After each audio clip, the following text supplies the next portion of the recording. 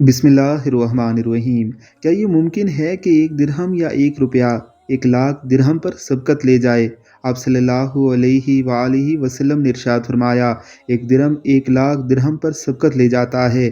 ایک شخص نے عرض کی کہ یا رسول اللہ صلی اللہ علیہ وسلم وہ کیسے؟ تو آپ صلی اللہ علیہ وآلہ وسلم نے ارشاد فرمایا، ایک شخص کے پاس بہت سارا مال ہو، وہ اس میں سے 1,00,000 درہم صدقہ کرے، اور ایک شخص کے پاس صرف 2 درہم ہوں اور وہ ان میں سے 1 درہم صدقہ کرے، یعنی وہ 1,00,000 درہم صدقہ کرنے والا اپنے بے شمار مال میں سے ایک چھوٹی سی رقم کو صدقہ کر رہا ہے، جبکہ 2 درہم والا اپنے آدھے مال کو اللہ رب العزت کی راہ میں خرچ کر رہا ہے۔ لہٰذا یہ 1 درہم والا 1,00,000 درہم دینے والے پر سبقت لے گیا ہے۔ اللہ رب العزت کی ذات ہمیں ان احادیث مبارکہ کو سمجھنے، ان پر عمل کرنے اور انہیں دوسروں تک پہنچانے کی توفیق عطا فرمائے۔ آمین، اللہم آمین۔